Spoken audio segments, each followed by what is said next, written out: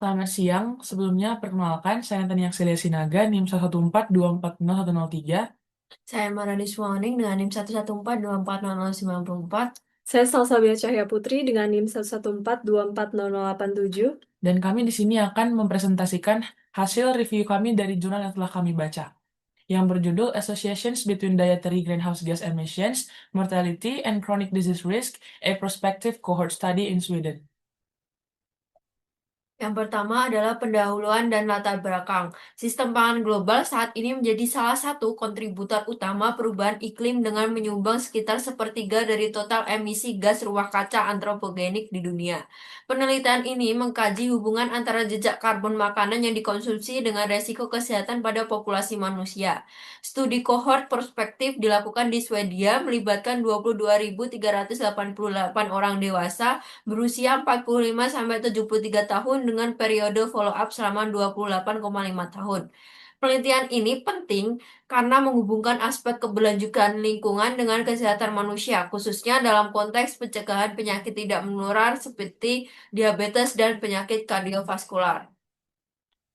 Selanjutnya adalah metodologi dan konsep GHGE. Greenhouse Gas Emission atau GHGE dalam penelitian ini dihitung menggunakan metode Life Cycle Assessment atau LCA yang mencakup seluruh tahapan dari produksi primer hingga konsumen. GHGE dinyatakan dalam satuan kilogram CO2 ekuivalen per hari dan mencakup emisi dari pertanian, pengolahan, transportasi, hingga pemborosan makanan. Rata-rata GHGE diet partisipan adalah 5,9 kg CO2 ekuivalen per hari, yang setara dengan 2,2 ton per tahun. Metodologi ini memberikan gambaran komprehensif tentang dampak lingkungan dari pilihan pangan seseorang, termasuk jejak karbon yang dihasilkan dari berbagai komponen sistem pangan.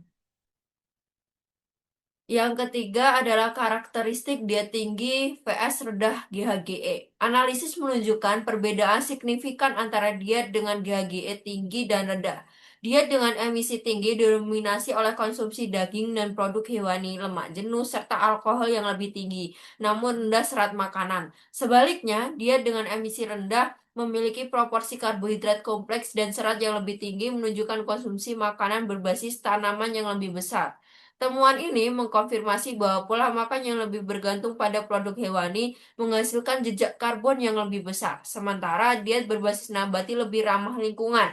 Perbedaan ini juga berimplikasi pada kualitas nutrisi secara keseluruhan.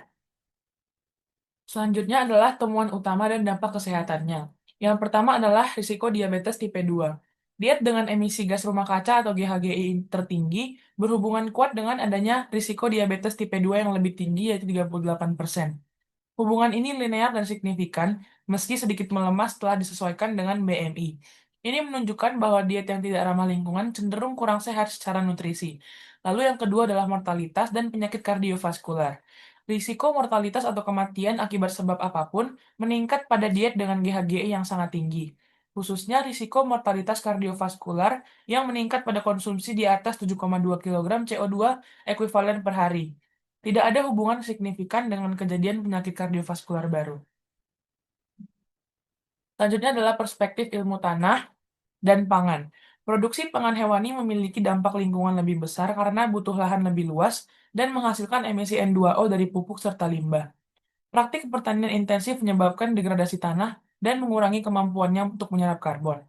Dan solusi yang bisa didapatkan adalah menerapkan pertanian berkelanjutan seperti rotasi tanaman, agroforestry, dan pertanian regeneratif untuk mengurangi emisi dan meningkatkan kesehatan tanah. Selanjutnya, di sini ada implikasi lingkungan, yaitu jejak karbon pada makanan. Analisis menunjukkan bahwa daging merah dan produk olahan memiliki jejak karbon tertinggi, diikuti produk susu dan unggas. Makanan berbasis tanaman seperti serealia, legum, sayuran, dan buah-buahan memiliki GHGE jauh lebih rendah per unit protein atau kalori.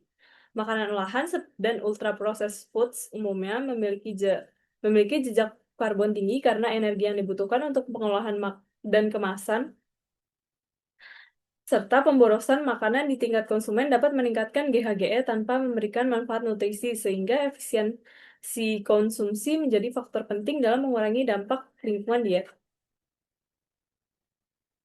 Selanjutnya ada co-benefits kesehatan dan lingkungan.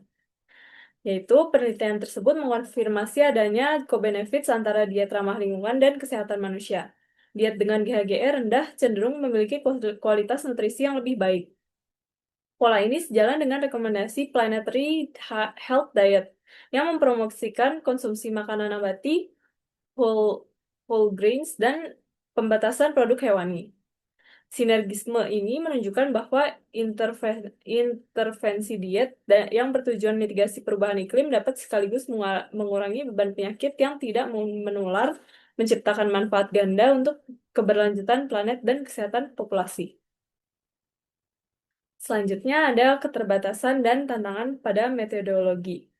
Beberapa keterbatasan penting perlu diperhatikan dalam interpretasi hasil. Data dietary intake hanya dikumpulkan pada baseline dan tidak menangkap perubahan pola makan selama follow-up. Variasi budaya dan geografis dapat mempengaruhi aplikabilitas temuan ke populasi lain. Perhitungan GHGE bergantung pada database LCA yang mungkin berbeda antar negara dan periode waktu. Metodologi yang beragam dalam menghitung GHGE dapat menghasilkan kesimpulan yang berbeda sehingga diperlukan standarisasi dan transparansi yang lebih baik dan dalam pelaporan metode penelitian yang serupa. Selanjutnya, keterkaitan dengan Sustainable Development Goals atau SDGs. Temuan penelitian ini berkontribusi langsung terhadap pencapaian beberapa SDGs. SDGs 2 yaitu Zero Hunger, didukung melalui promosi sistem pangan berkelanjutan yang dapat memastikan keamanan pangan jangka panjang. Yang kedua ada SDGs 3 yaitu Good Health dan Well-being, tercapai melalui pencegahan diabetes dan penyakit kronis lainnya via perubahan pola makan. Yang ketiga ada SDGs 13 yaitu Climate Action, diperkuat dengan evidence bahwa modifikasi diet dapat menjadi strategi mitigasi perubahan iklim yang efektif. Dan yang terakhir ada SDGs 15 yaitu Life on Land, didukung melalui pengurangan tekanan pada penggunaan lahan dan konservasi biodiversitas. Penelitian tersebut mendemonstrasikan bahwa pendekatan holistik terhadap sistem pangan dapat memberikan solusi terintegrasi untuk multiple challenge global. Kemudian kesimpulannya adalah diet dengan dampak iklim rendah dapat memberikan manfaat simultan bagi kesehatan manusia dan keberlanjutan planet, mendukung pencapaian multiple SDGs. Sekian presentasi dari analisis jurnal kami. Mohon maaf jika ada kesalahan. Wassalamualaikum warahmatullahi wabarakatuh.